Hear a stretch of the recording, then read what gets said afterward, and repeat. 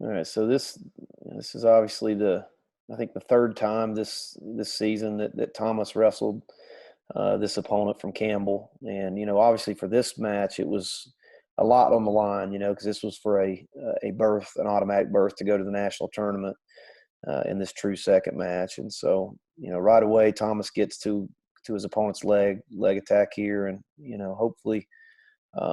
This was important to kind of get the match started in the right, spot, and got in really deep here, but really struggled to get that finish. Fortunately we didn't get taken down, but um, obviously getting to the leg was important, but it was made me a little nervous when we didn't finish that takedown. John Mark Thomas is in this true second place match. He had reached a final against Neil Richards of VMI and dropped that one. And he kind of explained the process of why he had to come back and wrestle so quickly after that. Yeah, so when the NCAA allocated the bids at 174 pounds, both Thomas Flitz and Neil Richard qualified a bid. So there were two automatic bids up for grabs at that weight class. Because Thomas went undefeated in the Southern Conference and had defeated Neil Richards in the duel, Thomas got the number one seed. Well, Crazer ended up finishing third, but did not wrestle Thomas anywhere during the tournament. And so had Thomas won the match, there would not have been a true second at 174 pounds. But because Thomas did not defeat the third place finisher and ended up getting beat in the championship finals, there was a true second match wrestled.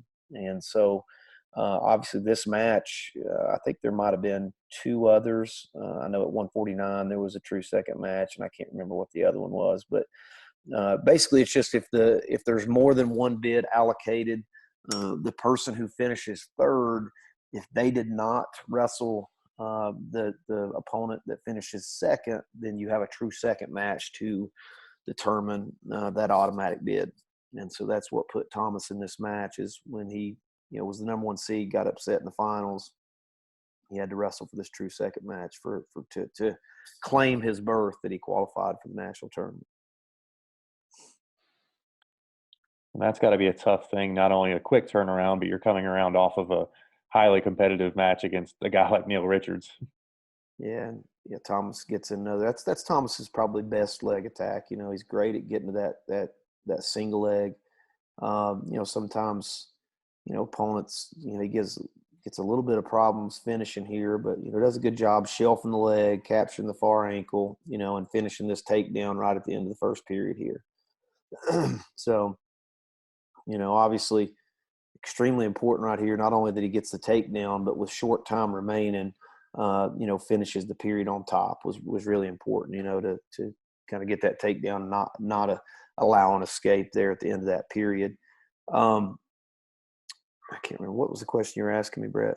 Oh, just the quick turnaround he had, not only from a time standpoint where he's probably not as fresh, but also just what he had to exert in a championship Yeah, I don't even match. know if it's as much the physical exertion that's the problem and recovering, because there's obviously not that many matches in this day, but I think it's more emotional than anything else. I mean, you're the number one seed, you've qualified a bid already for the national tournament, and then you get upset in the finals and you're coming off a loss, that's emotionally draining.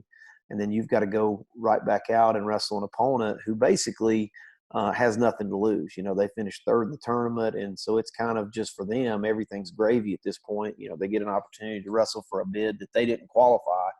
So it's definitely a huge disadvantage for the opponent that loses in the finals and has to wrestle.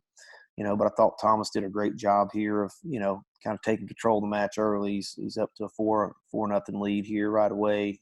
Ended up with the reversal right there. But yeah, I definitely, was nervous going into this match, just simply because, the emotions of, coming off a tough final loss, and then you've got to get back up and have to, win another match to be able to, claim that spot that you earned during the regular season. And I think there's some conferences that don't do true second matches.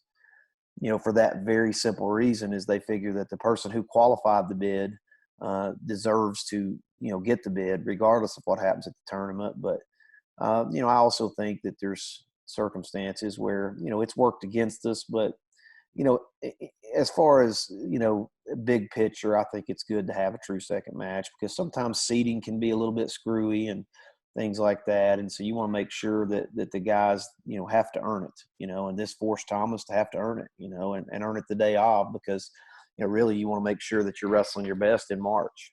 And so he secures his second takedown of the match there, put him in front 6-1 here with short amount of time remaining in the second period. Now, right here was something I was very, I kind of felt like we should do a better job there of trying to return him. There's short time of the period left, only 13, 14 seconds left, and we're right on the edge there. You gotta, we got to do a better job of finishing that period on top, because that would have been a big difference going into the third period up 6-1, as opposed to 6-2. So those are little things that we're going to continue working on forward. It's just the mental side of just knowing that you have to, finish that period with the last score. We can't give away an escape with short time left in a period.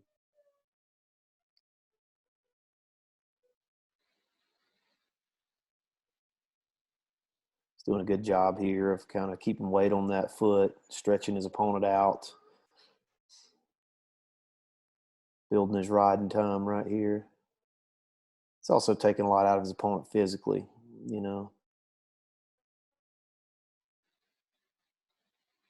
what he needs to do right here, you can see he's trying to mat return his opponent, but he's staying directly behind his opponent when he's lifting him, which is why he's having a hard time, returning him. You got to step around to the side and pop your hips in to be able to hit that mat return, which is what he's trying to hit there.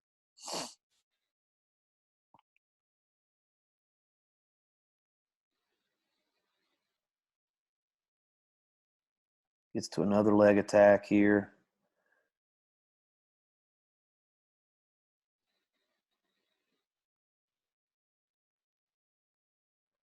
And the biggest portion right here, he gets to the leg, but, we didn't hit the corner. Does a good job, though, of recovering the leg, popping him up in a, backdoor position, but most of the time, that's when you get taken down, when you shoot and stop in front of your opponent. So that was, now it's, the match is a little bit closer now. I think it scores 7-5. 30-some seconds left here. Does a good job getting the leg, but once again, we get stopped in front of the guy. He's trying there. Yeah, right here is, where you'd want to shelf the leg up on, shelf it up on his thigh there and bump across to the double would be ideal.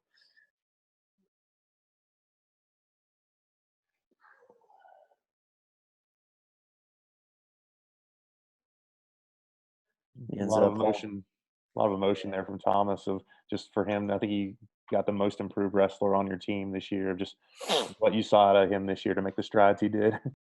Yeah, well, I think obviously for him it was emotional because, going to, the national tournament obviously was a big deal for him. And then, overcoming that disappointment of getting upset in the finals, to be able to, still move forward and, earn his spot, and, a lot of emotions there. But, he did a great job this year for us. He won. He went undefeated in the Southern Conference. And when he beat Neil Richards, that was kind of the thing that I thought he would qualify for the national tournament, whether he won that true second match or not. I think he would have probably gotten an at-large bid because he had so many quality wins. But he was just really consistent this year. He had big wins in the Duke dual meet. He had a big win he placed at the Southern Scuffle this year, which was really important. And then ended up following that up with another win over the Lock Haven opponent when we wrestled him in the duel. So, he had a lot of wins this year over nationally ranked opponents and returning national qualifiers. He beat the Bullard kid from NC State once this year. And so I think that's why, he ended up being our most improved wrestler is, he had a lot of big wins this year and he had a lot of consistency, especially second semester, man. He was really, really consistent. And I'm not 100% sure. Brett, you could probably look up the statistics, but I don't know that he lost after the Southern Scuffle until the conference finals. Is that right? Yeah, I think he had won like 12 in a row or something like Yeah. that, leading into the championship. Yeah, exactly. So, I think that for him, I mean, that consistency, where he struggled early on in his career, but one of the things that I think has helped him grow as a wrestler is those struggles that he faced early on have kind of helped prepare him for that moment of, possibly having to go back and battle for that true second. Whereas maybe 2 years ago, I don't think he could have probably emotionally handled that. But I think that just shows how he's matured as an athlete. And that's a tough spot to be in. You wrestle an opponent for a true second after you're just coming off a loss. It's kind of your spot to lose, his to gain, and so it's a tough thing to come back and do that. I was proud of Thomas. I thought that was a big statement for him and his development and growth forward. So he's continuing to get better, and I'm hoping that next year is going to be even bigger and better things for him.